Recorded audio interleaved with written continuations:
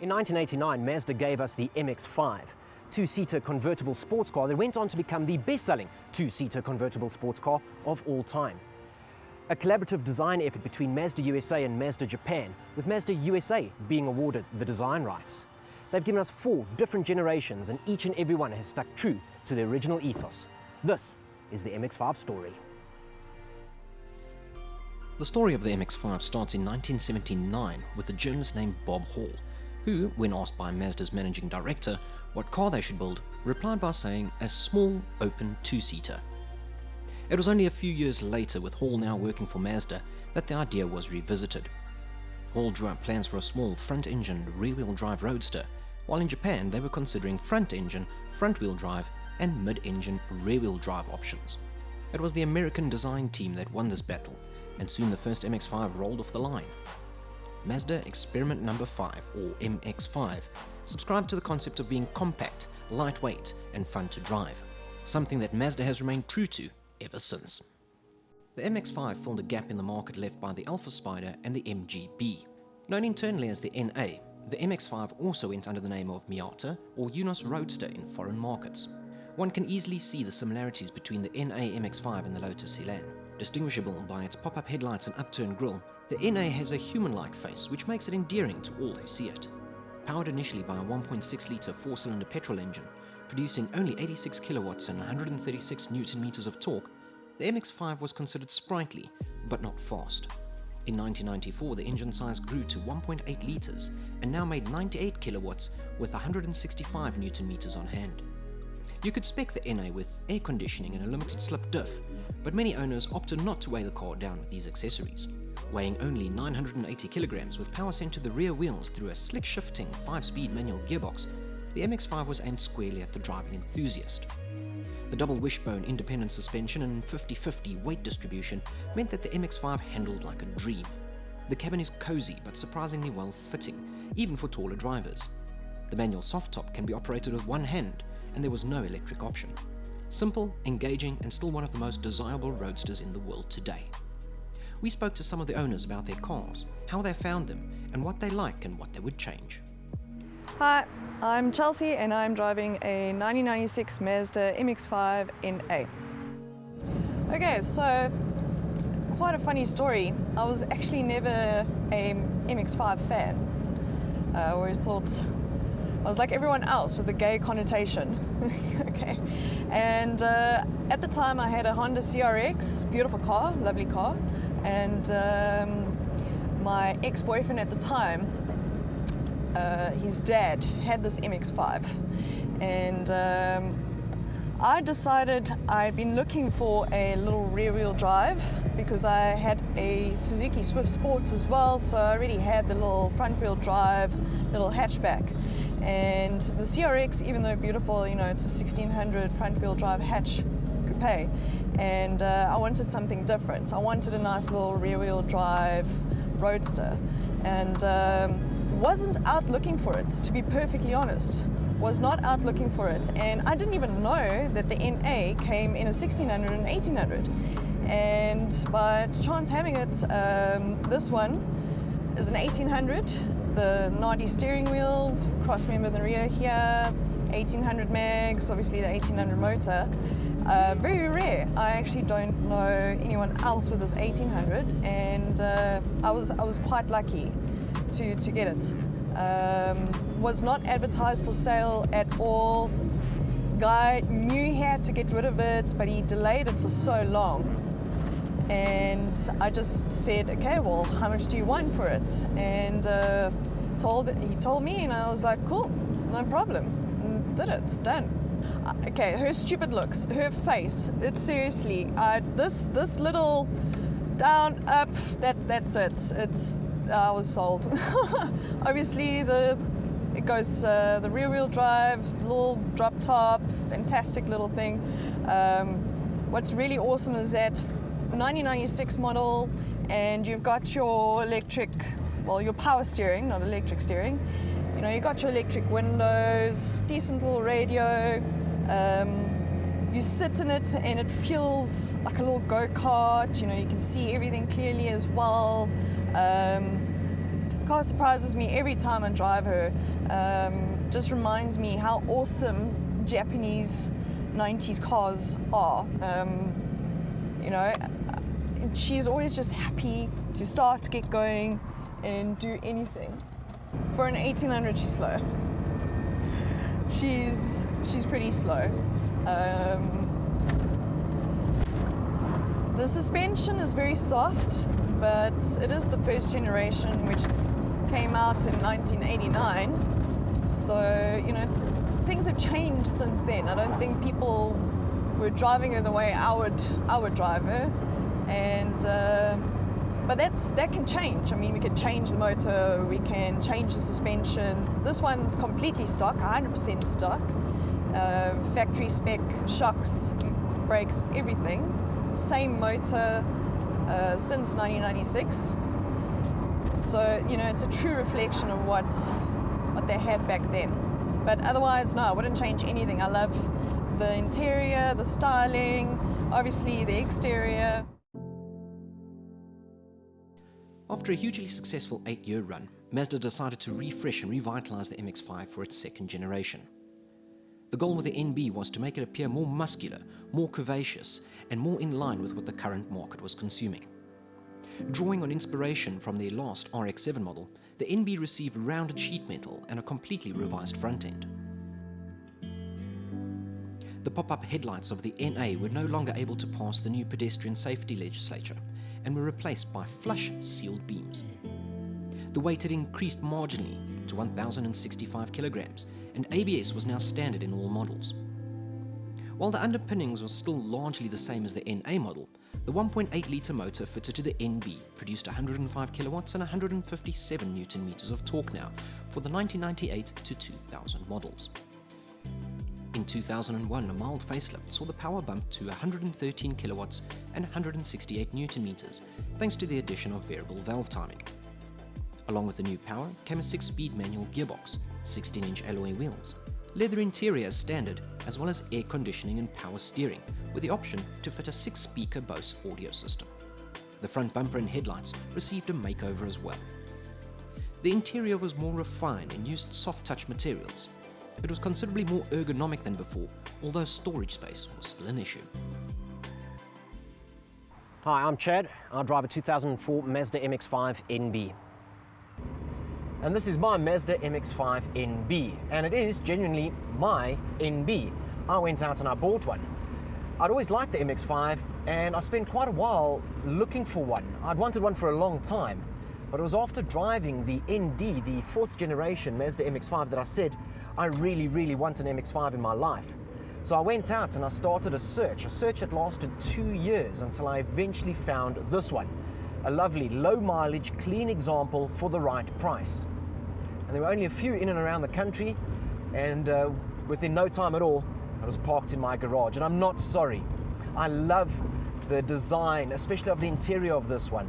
It's a little more modern and ergonomic than the NA model, but it's not as plastic as the NC model. It doesn't have a lot of room, and there's not a lot of storage in it.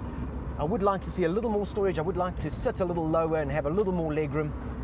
And those are my only criticisms.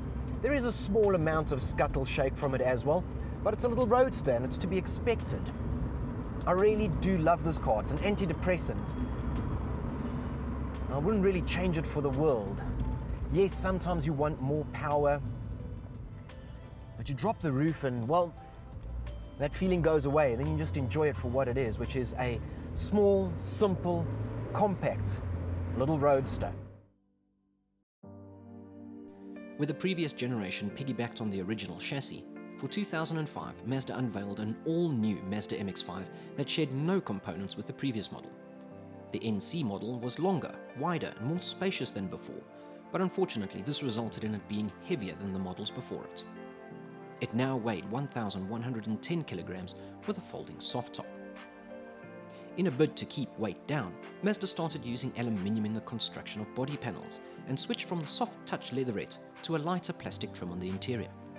There were also more options available, including sound system options and trim levels, but adding extras to an MX-5 is always going to be counterintuitive. Mazda counteracted this additional weight by fitting the NC with a bigger 2-litre engine. This engine produced 118 kilowatts and 188 newton meters of torque. Mazda claimed that it would do the 0 to 100 km/h sprint in 7.5 seconds, making it faster than the model it replaced. Despite the additional weight and the increase in power, it still felt and drove like an MX-5. Revisions to the suspension saw the eradication of the double wishbones at the rear, and in their place was a multi-link rear end, giving the NC fantastic road holding and poise. For the first time, the Mazda MX-5 was fitted with traction control and was available with a 6-speed automatic gearbox. In 2006, Mazda offered the Coupe Convertible, an NC model MX-5 with an electronic folding hardtop. This didn't do any favors for the weight, and the Coupe Convertible tipped the scales at 1,153 kilograms. Hi, my name is Greg. I drive a 2006 Mazda MX-5 NC. I had been driving a aging Opel Astra for probably about 8 years or so, and you know, budgets were tight and stuff, and I didn't really have anything in mind. I wanted something that I liked, and I knew that when I saw it, I'd like it. So it took about a couple of years to decide what I wanted, and I was driving down Beyersnorddeer just before the Easter weekend, and it was a nice long Easter weekend, like a Friday and a Monday holiday. And I rode past the dealership on the Thursday night on a mountain bike night ride, and I saw it on the dealership floor, and I was like, oh my word, that's what I want. But I knew immediately, like, I wanted it. And I had to wait 4 long agonizing days to actually even know if the car had been sold. I mean, who knows, there could have been OTPs signed like weeks before. And yeah, I walked into the dealership, literally physically grabbed the first dealer I could get my hands on, said to him, I'm signing an OTP on that car, and then I test drove it without ever having driven an MX-5 ever. I'd read about them, I had journalist friends that had driven them and owned them, and everybody was raving about these cars, and I'd never been a big fan. I'd always thought the NC looked like a hairdresser's car, and when I got in it and I drove it, it was like total change, it was like a re-process of my opinion of the car. And yeah, it's been amazing. I've pretty much just put a new exhaust on it, and that's about it, but otherwise, yeah, loving it. I love that it's small, it is like a dart in traffic. If you are prepared to thrash it around a bit, it will get you from A to B quicker than any car known. I've had everything. I've had Mini Cooper S's and stuff, and you know, the ride is very, very soft. I mean, when you consider that the suspension is a totally different setup, being a rear-wheel drive car, and I love the fact that it's a lot softer. It feels like a spider. Almost, if you could take that kind of the way a spider's designed with the long legs, it feels like that on the road. Whereas the Minis and stuff were very hard, you know, the engine's far front, it's a front-wheel drive car. This is totally, it has a very natural way of being. It's, yeah, I absolutely love it. Do you know what, I know it's a design flaw that Mazda couldn't really avoid. You know, there were legislation changes the week or so, a month before the car was launched. So it's riding 10 millimeters higher than it should. If I had to change anything, I'd probably put a set of BBS LM rims on it and lower it maybe 25 mils. And then if I had the money, I'd put a supercharger on it and just go crazy. But yeah, we'll see what the future holds. After a healthy 10-year run, Mazda took the wraps off the 4th and latest generation MX-5, the ND. Aggressively styled with a Kodo soul of motion design language, the ND looks like nothing that has come before it. While still unmistakably MX-5, the aggressive approach to the design sees smaller headlights and taillights fitted to sharper creases and flowing lines. The ND retains most, if not all, of the thinking behind the original MX-5 by retaining the front-engine rear-drive layout, low weight, and dynamic handling characteristics. Mazda ensured that the ND was as enjoyable to drive as the NA by reducing the weight over the NC model, bringing it back down to 1,058 kilograms. They managed to do this by cleverly engineering certain items. They gave the gearbox a smooth casing and drilled holes into the side windows in the areas that sit below the sills. The roof is still manual in its operation, but now even easier to open or close. While they reduced the weight, they retained the higher power output. The 2-litre Skyactiv G 4-cylinder produces 118 kilowatts and now 200 newton meters of torque, sending the power to the multi-link rear through a 6-speed manual gearbox. I'm Brenwan Naidu and I am driving a 2017 Mazda MX-5 ND. So we've been running this Mazda MX-5 ND generation for the last 6 months as part of our Sunday Times motoring long-term fleet, and what a car. It just seems to elicit praise from everyone in the office. Everyone fights for the keys and we all want to drive it. The gripes we have are minor. They are certainly outweighed by how amazing this thing is as a package. It is authentic to the mandate of the original, which is to be an affordable, fun, light sports car. So some of the criticisms we've leveled at the MX-5 is a lack of storage space. Of course, there's just no place to put phones and wallets and other items you need on a daily basis in the cabin. I also don't like the fact that you have to switch the car off and use the key to open the boot. And if there is a boot release, I haven't found it in the last 6 months. So those are annoying. But man, when you get into this thing, you forget about all those niggles. It's a hoot to drive. That normally aspirated 2-liter engine is just so willing. It makes a zingy noise too, and the 6-speed manual transmission is a peach. All right, so as I said, we've been running this for the last 6 months, and I've enjoyed this car so much that I'm seriously considering buying one once this test period ends. It's just one of those attainable cars, and that was what Mazda intended to do when they built the original one back in 1989. They wanted to make a sports car for everyone, and I think the ND remains true to that. So well done, Mazda.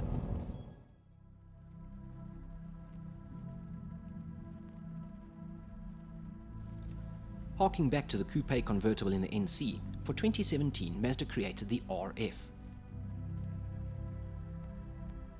Based on the ND platform and near identical in every way, the RF features a retractable fastback style roof. The center section of the roof folds back into the rear bulkhead, taking with it the rear window, leaving you with a Targa style bar rearward of the passenger compartment, flowing into 2 straking buttresses.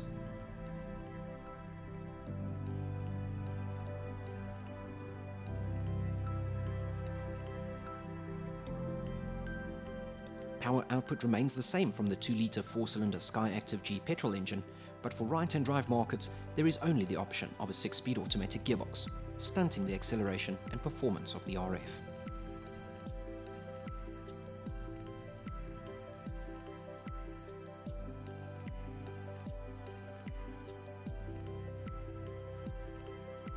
Both the ND and the RF are equipped with Mazda's MZD Infotainment System and a 7-inch touchscreen with navigation. Climate control is manual but standard fitment, while the front and side airbags ensure that the RF is as safe as can be.